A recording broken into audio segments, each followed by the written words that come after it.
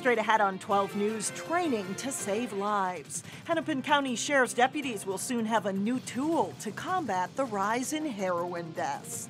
But first, jobs, jobs, and more jobs. From a growing presence of car dealerships. The car business has absolutely taken a large rebound. To construction companies that can't find skilled workers fast enough. 12 News starts right now. Hello and thanks for joining us. After a slower than usual spring, state officials now expect to see new highs in employment. Figures released today show Minnesota employers added 8,500 jobs in June. The sector that added the most jobs was local government, as hiring constraints felt by cities and school districts during the recession are now being lifted. The state's unemployment rate dipped to 4.5%, about a point and a half lower than the national rate. One industry that has made significant strides is construction. That sector lost 46,000 jobs statewide during the recession. Now it's the fastest growing industry in the state. And as Carissa Wyatt reports, some construction companies can't fill positions fast enough. If you just measure construction activity by the number of tower cranes, we're probably tenfold from where we were just 5 years ago. And employment follows that. The new Viking Stadium is just a glimpse of the busy schedule that lies ahead for Golden Valley-based Mortenson Construction. Speaking at a clean energy summit, company president David Mortenson says the construction industry is steadily growing in Minnesota, and finding enough skilled labor has been a challenge. We need more people at the engineering level, at the craft level, at the management and leadership level, if we're going to continue to be able to meet our customers' needs. Making sure that students are prepared to lead the way in those types of careers is starting early at the elementary school level. Educators are working to educate students in the science, technology, engineering, and math areas. Students as young as kindergarten are using all kinds of different technologies. In Osseo area schools, educators are working hard to build curriculum focused on using technology. Jobs now are looking for students who are able to collaborate really well on different platforms, not only face-to-face, but then also through technology. And developing skills particularly in math and science. A lot of jobs today are evolving at the edges of fields, so we aren't just chemists, we aren't just biologists, we're integrating skill sets, and engineering and education helps kids discover that all of their talents and abilities are related. Mortenson says those skills will translate to good jobs in the construction industry. What we really need is more engineers, more boys, girls, men and women focused on the sciences and the maths. And educators seem to understand that. Learning is not something we're doing just because, but because it will take us where we want to go in life. Carissa Wyatt, 12 News. Mortenson Construction has projects all over the globe. The Golden Valley Company also was recently chosen to help build the new ballpark for the Atlanta Braves. The car industry is also busy with construction. And today, Golden Valley celebrated a new Mini Cooper dealership. And as Delane Cleveland reports, there are even more dealerships on the way in the city. We're happy to call Golden Valley our home. Wednesday afternoon in Golden Valley. 2, 1. A celebration 12 years in the making since Mini Cooper first came to Minnesota. We've got our own dealership, and it's a huge deal. Brought out a crowd of several hundred people for a little food and fun. Today we are celebrating the grand opening of Motorworks Mini. We just opened officially in this location on April 14th, 2014. What was once a Saturn used car lot has been transformed into the state's lone Mini Cooper dealership. You know, this dealership is the #1 dealership in our entire central region. This new building on the edge of Golden Valley has sales, service, and parts all under one roof. And since moving here, they've hired more than 40 new employees. It was important for us to be centrally located, so when we were looking on a map, we couldn't figure out a better place than to be in Golden Valley, so we're happy to call this home. A quick glance along Interstate 394 shows that a lot of other car brands seem to be happy to call the city home as well. I'm a little biased, but I really think Golden Valley is the epicenter of the West Metro area. Golden Valley Mayor Shep Harris says it's all about location. Our proximity to downtown, being minutes away, but also minutes away from the far reaches of the West Metro. And so I think the marketplace has realized that. So much so that that in the past few months, the city has reviewed plans for an expanded Porsche dealership, as well as a new Bentley and Maserati showroom. This is a good indicator of the economy is coming back. We're not back up to full strength of where we were pre-2008, but this is a very good indication that we're heading in the right direction. The folks at Motorworks Mini certainly seem to agree. The car business has absolutely taken a large rebound since then, and it's fun to see people back in the market. In Golden Valley, Blaine, Cleveland, 12 News. In case you're curious, Mini Coopers range in price from $19,000 to $50,000. Meantime, Mayor Harris says Golden Valley currently has a record number of building proposals in the works. A new report out this week shows a significant increase in outside investment poured into Minnesota medical device companies. Two companies in the Northwest Metro were among the big winners. Plymouth-based Hilera raised $42 million in venture capital to proceed with a clinical trial of a type of catheter to treat obstructive lung disease. It's a condition that affects 15 million people in the U.S. Meanwhile, Inspire Medical, based in Maple Grove, raised $40 million to market its therapy for sleep apnea. According to data released this week by Life Science Alley, investment in Minnesota health and medical device companies grew to $185 million so far this year. That's up 67% over last year. In other news, an alert neighbor helped Brooklyn Park police catch two burglary suspects overnight. Police were called to a neighborhood in the 3900 block of Willow Road North. Police say a neighbor had seen two people breaking into a home at about 11:30 Wednesday night. A perimeter was set up and police tracked the burglars overhead with a helicopter. Charges are now pending against two suspects.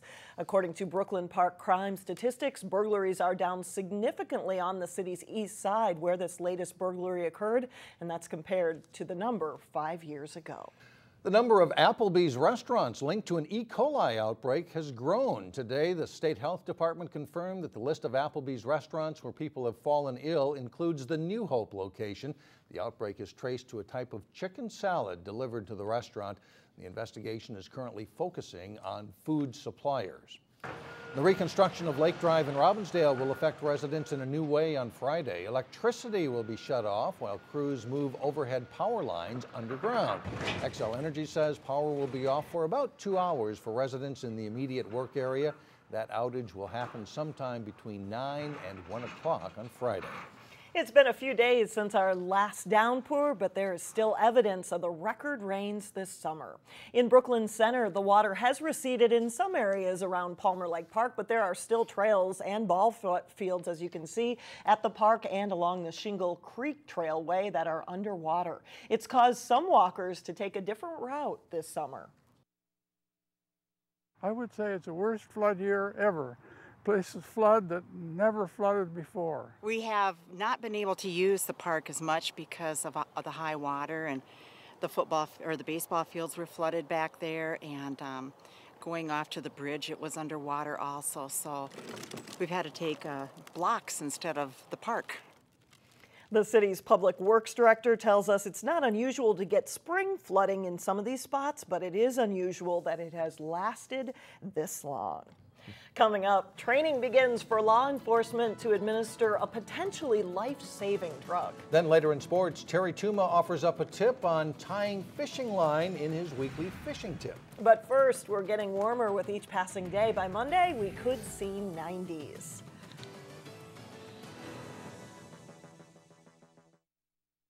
Heroin overdose numbers continue to climb. The Hennepin County Sheriff's Office says there were 22 heroin overdose deaths reported through May of this year, and that's higher than it was at the same time last year when the number of heroin deaths set a record.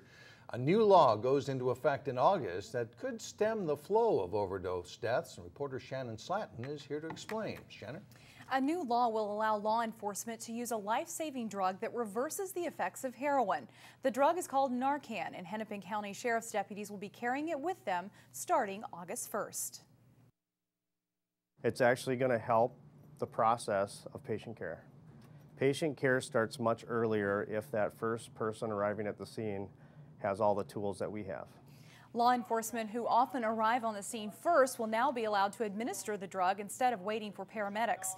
Today, deputies started training on how to effectively use Narcan, which is like a nasal spray. For the drug to be effective, though, the person has to be breathing either on their own or with help.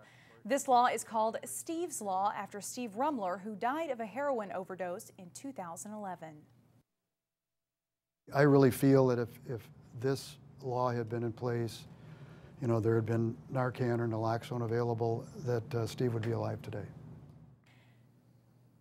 Senator Chris Eaton has gone on the record saying the same thing. She lost a daughter because of a heroin overdose in 2007, and she was the author of this bill. And Mike and Alex, another part of this bill gives immunity to the person who calls 911 to report that overdose, which is very crucial because there's only a short window when that person can be saved. It looks like they'll be ready by August 1st. They're trying to. All right, thank you. Thanks, Shannon.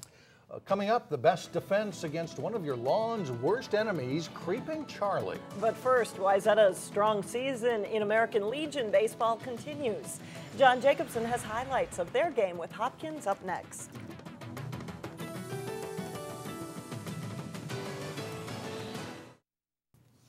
It's the final week of the regular season in American Legion baseball. Wayzata's had a great summer, winning 3 tournaments along the way. They faced Hopkins in a South Hennepin League game Wednesday night. Top of the 3rd inning, and Wayzata's Mickey Leas drives a ball to deep left center. He finds the gap with this hit all the way to the fence.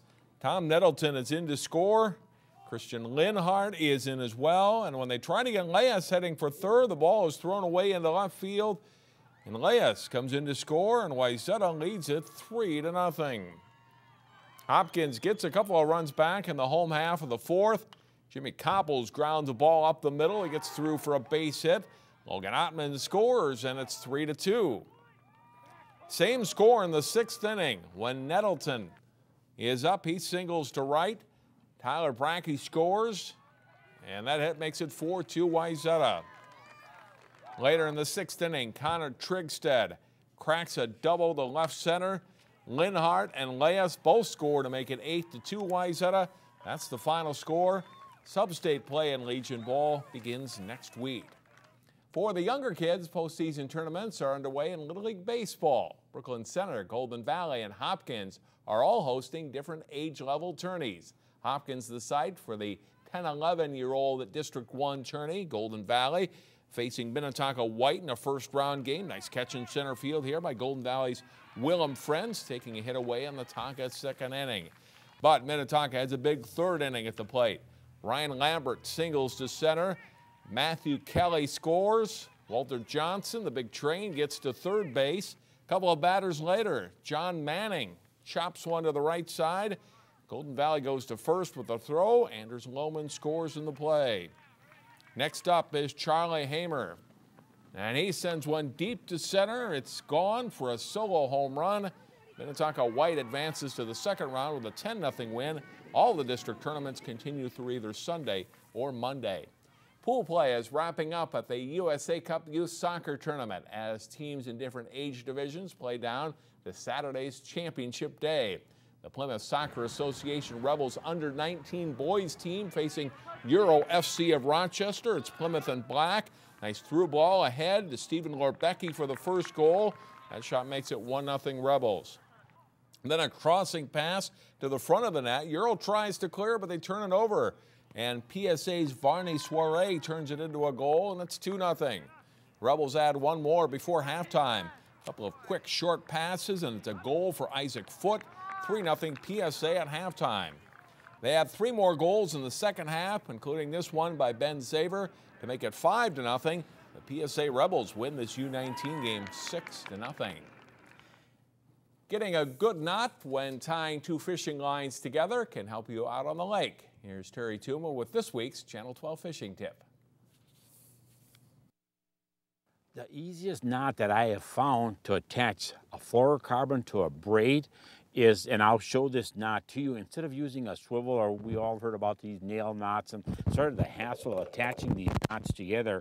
And you want to, first of all, use about the same diameter of line, both the fluorocarbon and your braided line. And run about 8 inches of overlapping the line together, just like this, and then take and just form a loop And once you form this loop, just go and twist it 3 times. It needs to be exactly 3 times, not 5 or not 6, but 3 times. Again, very simple knot to tie in the boat.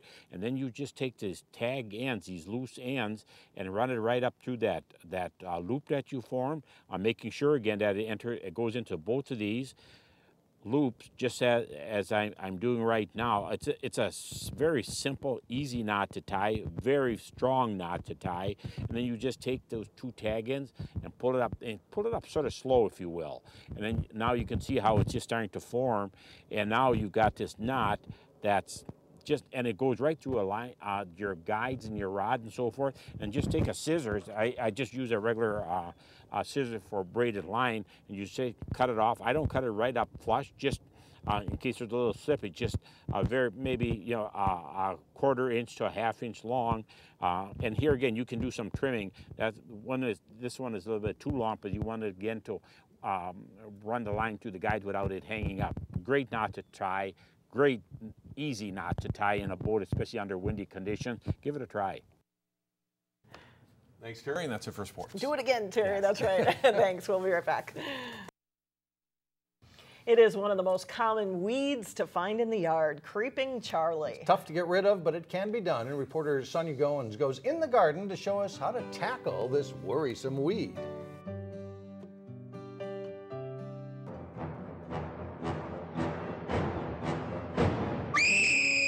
Try and get rid of it because I know it's going to come back. Creeping Charlie, ground ivy, no matter what you call this stuff, it's ugly and it's hard to get rid of. Robbinsdale homeowner Sheila Kiefer says she wasn't taking any chances this year. I tried digging it out and didn't really have much success with that. And so this year we called a lawn service. People have been trying to get rid of the weed for years. It was brought over here from England as a nice little house plant. Got out of control, and here we have it. It can take over your yard in no time, and the root system will cling to your yard like a vice. The root system is pretty fine, and so unless you get the whole root system, it's going to come back. Creeping Charlie likes shady, moist soil, but will grow just about anywhere. It's just an aggressive type of weed. It usually grows in the poorer soils. Our summer weather has made it ideal for the weed to flourish. This year, they're growing more than normal at this time of year, so people are still trying to spray it and still getting some results on it. Getting rid of Creeping Charlie is challenging, but it can be done. John Henning with Dundee Nursery recommends using chemicals. The weed-free zone is basically Trimec, and it has one more thing in there called carfentrazone, which helps it be more effective. And it's best to use the chemicals before you cut the grass, so the liquid will have something to adhere to. It does not hurt your lawn, but it does reduce it normally in one shot versus 3 or 4 applications. In the garden, Sonia Goins, 12 News. And if you have some time to kill, you can always use your hands to pull out the weeds one by one, but you have to make sure you get those roots as well. Everybody's got that stuff. You too. Yeah. That's it for now. We'll see you back here again tomorrow.